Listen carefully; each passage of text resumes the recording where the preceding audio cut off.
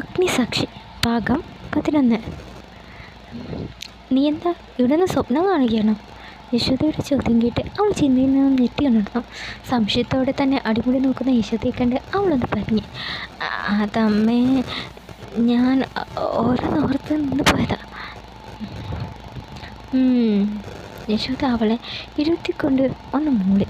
പിന്നെ അകത്തേക്ക് നടന്നു. മോളെ വീണേ കിടന്നമ്മേ, അമ്മയ്ക്ക് എന്തെങ്കിലും വേണമെങ്കിൽ എന്നോട് പറഞ്ഞാൽ മതി. പാർവതി സന്തോഷത്തോട് ചോദിച്ചു. എനിക്കൊന്നും വേണ്ട, സമയം പാതിരയായി, പോയി കിടന്ന് ഉറങ്ങാൻ നോക്ക്. പിന്നെ അടുക്കളയിലെ മേശപ്പുറത്ത് കുറച്ച് പാലുണ്ട്, അത് കാശിക്ക് കൊടുത്തേക്ക്. രാത്രി പാല് കുടിക്കുന്ന ശീലം അവന് പണ്ടേ ഉള്ളതാ. അത് പറഞ്ഞ് യശോദ മുറിയിലേക്ക് നടന്നു. അവളുടെ വർത്തമാനത്തിൽ നിന്നും തന്നോടൊപ്പം മയപ്പെട്ടതായി അവൾക്ക് തോന്നി. അവൾ സന്തോഷത്തോടെ അടുക്കളയിലേക്ക് ചെന്നു. പാലും എടുത്ത് അവൾ മുറിയിലേക്ക് നടന്നു. മുറിയിൽ ചെന്നപ്പോൾ കാശി എവിടെ കാണാഞ്ഞ് പാർവതി നേരെ സിറ്റൗട്ടിലേക്ക് വന്നു. ഗൗരവത്തോടെ നെഞ്ചിൽ തടവിൽക്കൊണ്ട് കാശിനാഥൻ വരാന്തയിലെ സീറ്റിലിരിക്കുകയായിരുന്നു. അവൾ അവൻ്റെ അരികിലേക്ക് ചെന്നു. കാശിയേട്ടാ, ഇതാ പാല്. അവൾ പാല് അവന് നേരെ നീട്ടി. അവൻ രൂക്ഷമായി അവളെ നോക്കി. നിന്നോട് പാല് വേണമെന്ന് ഞാൻ പറഞ്ഞു? എന്നോട് പറഞ്ഞില്ല, പക്ഷെ കിടക്കും മുമ്പ് ഒരു ഗ്ലാസ് പാൽ കുടിക്കുന്ന ശീലം കണ്ടിട്ടില്ലേ, അതുകൊണ്ട് ഞാനിതെടുത്ത് ഇങ്ങോട്ട് വന്നത്. എൻ്റെ ശീലങ്ങളൊന്നും നീ എന്നെ ഓർമ്മിപ്പിക്കണ്ട. മഴയ്ക്ക് ഇതും എടുത്തു പോകാൻ നോക്ക്. പാലും കൊണ്ട് വന്നേക്കുന്ന അല്ല തന്നെ മഴയുടെ ടെൻഷൻ അടിച്ചിരിക്കുക. അപ്പോഴാണ് അവൻ ദേഷ്യത്തോടെ എന്തൊക്കെയോ പുലമ്പി. എന്തു പറ്റി കണക്ക? നെഞ്ചുവേദനയുണ്ട്, കുറേ നേരമായല്ലോ നെഞ്ചി തടവുന്നു. അതും പറഞ്ഞ് അവൾ അവൻ്റെ നെഞ്ചിൽ കൈവച്ചതും അവന് ഉടലിലൂടെ ഒരു തരിപ്പ് പാഞ്ഞതുപോലെ തോന്നി. അവൻ മുഖം തിരിച്ച് അവളെ നോക്കി. വാലിട്ടെഴുതിയ കണ്ണുകളും തക്കാളിപ്പഴം പോലെ ചുവന്നു തുടുത്ത കവിളുകളും വിറയ്ക്കുന്ന അധരങ്ങളും കണ്ട് അവൻ ഒരു നിമിഷം തന്നെ മറന്ന് അവളെ നോക്കി നിന്ന് പോയി. അവളുടെ കരസ്പർശമേറ്റതും അവൻ്റെ നെഞ്ചിൽ പേർന്നതായി അവന് തോന്നി. പെട്ടെന്ന് എന്തോ ഓർത്തതുപോലെ അവൻ ഞെട്ടി. വേഗം അവളുടെ കൈ തട്ടി മാറ്റി. ഇവിടെ എന്നെ അവളുടെ ഒരു കോഞ്ചല്. നിങ്ങൾക്ക് വല്ല വയ്യായിക ഉണ്ടെങ്കിൽ പറ മനുഷ്യ. അവളുടെ ചോദ്യം കേട്ട് അവന് ദേഷ്യം വന്നു. നല്ല തലവേദന ഉണ്ട്. ആണോ? എന്ന് ഞാൻ ബാമ്പ് പുരട്ടി തരാം.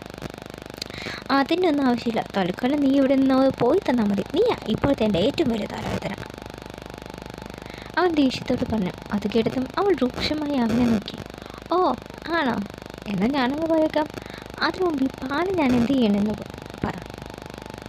ഓ, ഒരു തലയിലൊഴിക്ക്, അവൻ ക്ഷമ നശിച്ച് പറഞ്ഞു. കേട്ട പാതി അവളത് അവൻ്റെ തലയിൽ കമഴ്ത്തി. അവളുടെ ആ പ്രവൃത്തിയിൽ അവൻ ഒരു നിമിഷം പകച്ചുകൊണ്ട് ചാടി എഴുന്നേറ്റ് നിന്നുപോയി. അവൻ്റെ നിൽപ്പ് കണ്ട് പാർവതി ചിരിയടക്കി.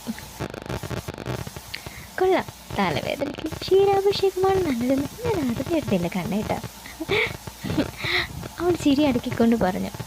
കാശ് പല്ല് കടിച്ച് കൈ ചുരുട്ടി. ഇടി തന്നെ ഞാൻ എന്നലറിക്കൊണ്ട് അവൻ അവളുടെ നേരെ പാഞ്ഞതും അയ്യോ എന്നെ കൊല്ലാൻ വരണേ എന്ന് നിലവിളിച്ചുകൊണ്ട് അവൾ അകത്തേക്ക് ഓടി. പിന്നാലെ കാശിയും അകത്തളത്തിലൂടെ ഇരുവരും ഓടി.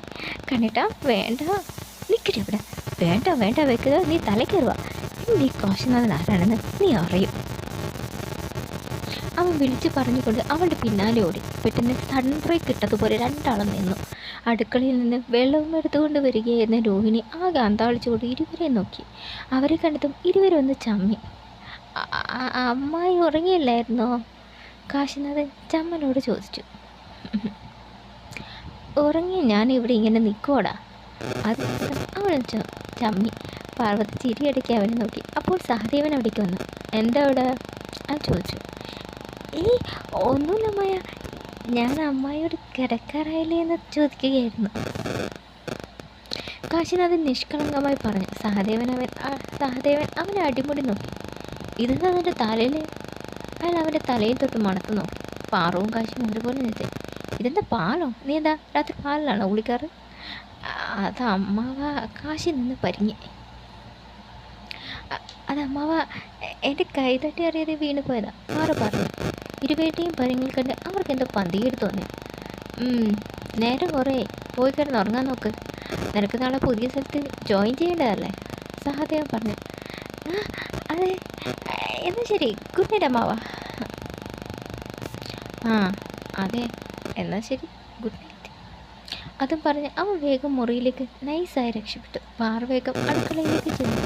സഹദേവനും രോഹിണിയും പരസ്പരം നോക്കി. പിന്നെ തങ്ങളുടെ മുറികളിലേക്ക് നടന്നു. തുടരും.